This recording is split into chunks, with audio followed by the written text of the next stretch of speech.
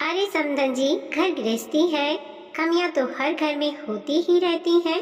माफ करना समधन जी, लेकिन एक बेटी अपने मायके की 10 कमियों को भी ढक लेगी, लेकिन जब वही बेटी ससुराल में बहू बनकर जाती है तो अपने ससुराल की छोटी सी छोटी कमी को नहीं ढक पाती। सुधा जी ने अपनी समधन ममता जी से कहा।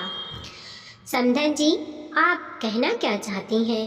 आप क्या मेरी बेटी मुझे बताए भी नहीं कि उसे क्या परेशानी है? और हमने कभी अपनी बेटी को कमियों में नहीं पाला, हमेशा उसकी इच्छा उसके बोलने से पहले ही पूरा की है।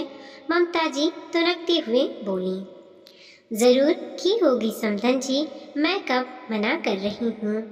आखिर माता पिता अपने बच्चों के लिए बेहतर करने की कोशिश करते हैं, अपने से पहले अपने बच्चों को रखते हैं।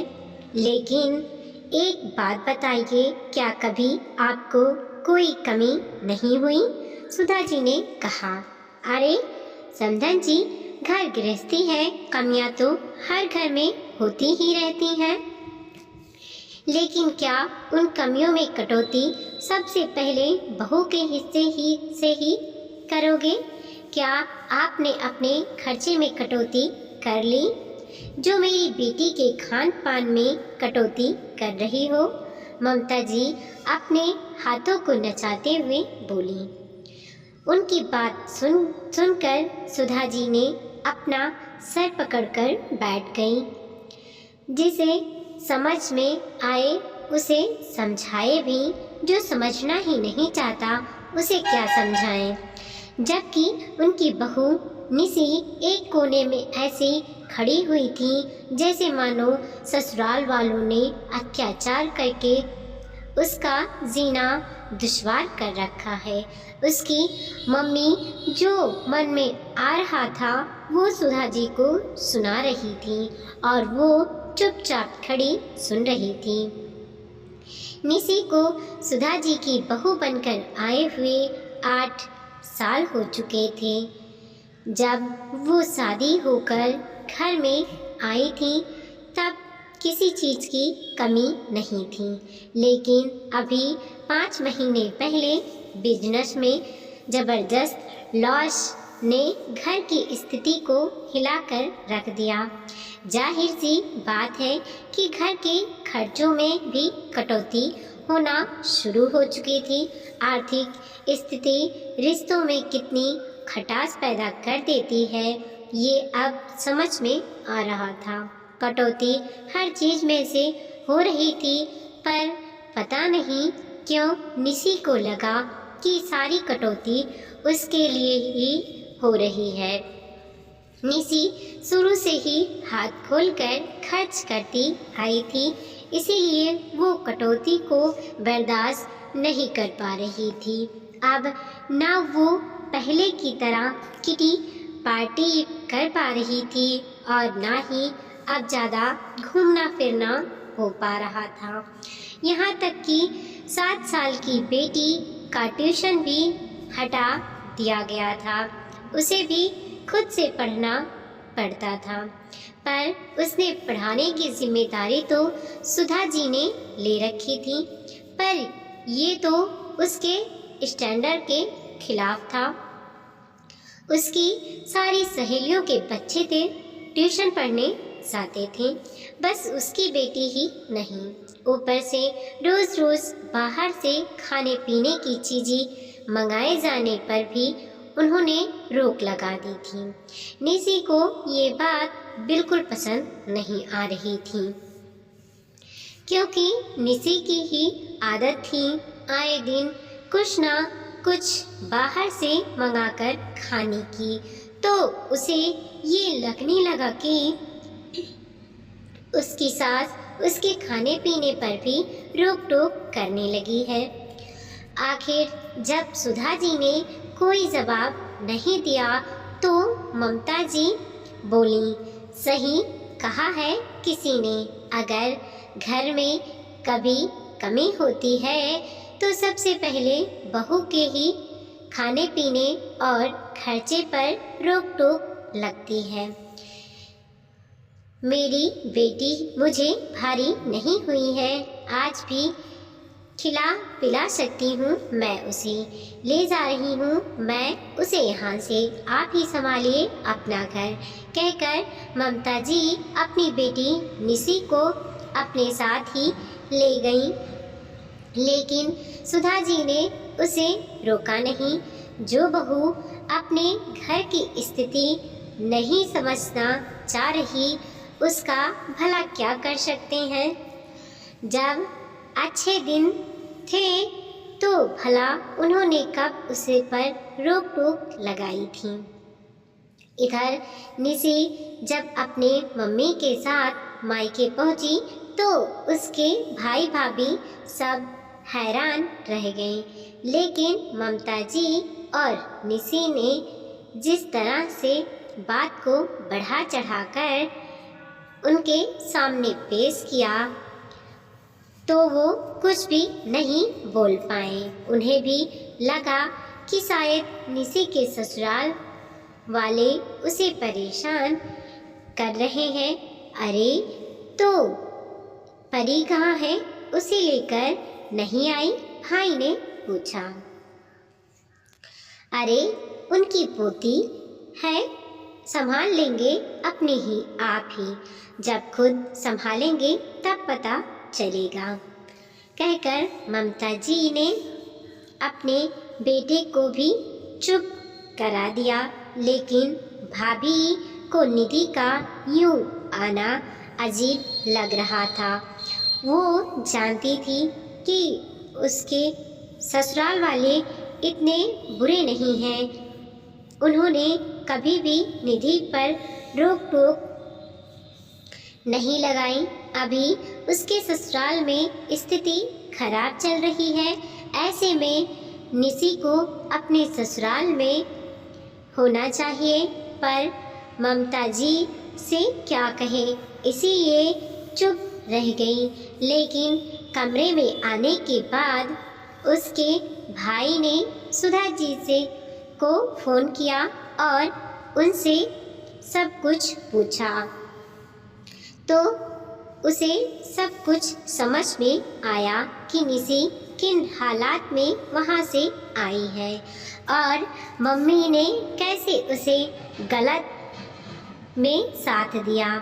हे भगवान, ससुराल की आर्थिक स्थिति कमज़ोर क्या हुई, निशी सब कुछ छोड़कर आ गई, जबकि हमारा घर तो शुरू से ही मध्यम वर्गीय है। मुझे तो उसकी हरकत बिल्कुल सही नहीं लग रही, भाई ने कहा और अपनी पत्नी की तरफ देखने लगा। कमरे में खामोशी सी पसर गई। शाम को निधि ने पिज़्ज़ा ऑर्डर किया और वही खाकर सो गई। खैर दूसरे दिन सुबह भाभी ने नाश्ते में पोहे बनाए तो उसने नाक भौं सिकोड़ लिए और बाहर से खाना ऑर्डर कर लिया। लेकिन ममता जी ने तब भी निशी का ही साथ दिया। लेकिन अब तो ये हर बात की बात होने लग गई थी।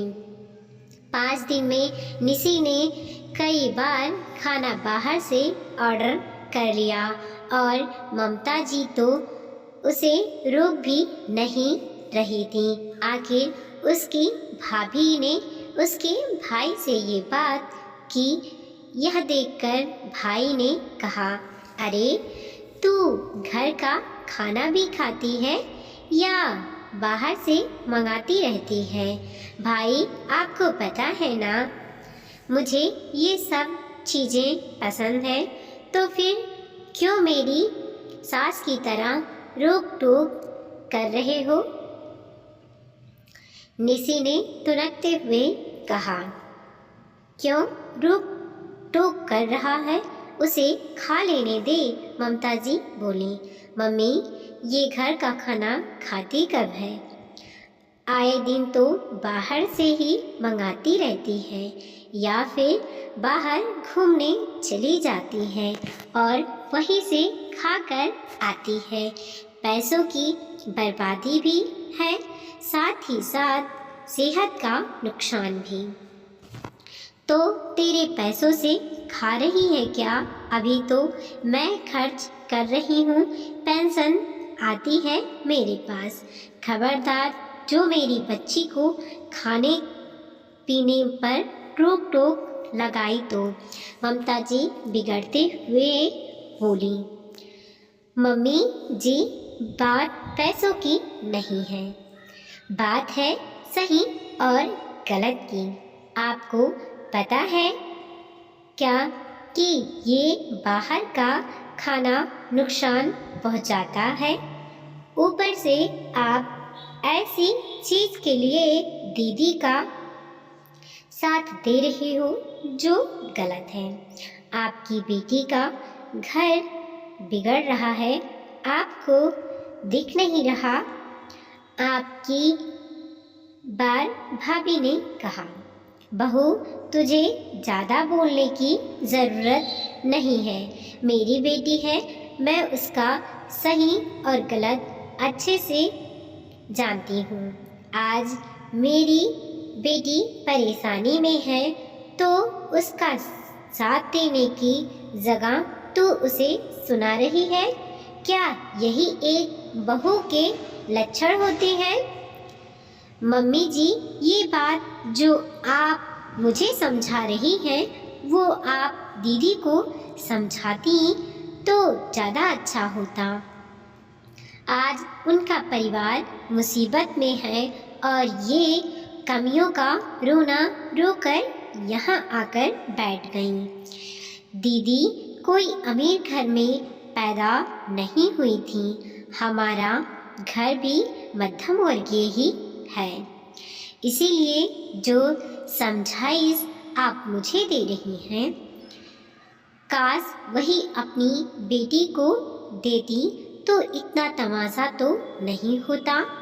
आखिर अपनी बहू के मुंह से ये बातें सुनकर ममता जी चुप हो गईं, क्योंकि वो अच्छे से जानती थी कि कमियां उनके घर में भी है।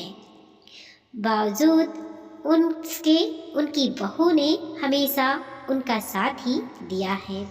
मेरे माता पिता ने भी मेरे सारे शौक पूरे किए हैं, बावजूद उसके ससुराल में कमियों के साथ खुद को ढाला है।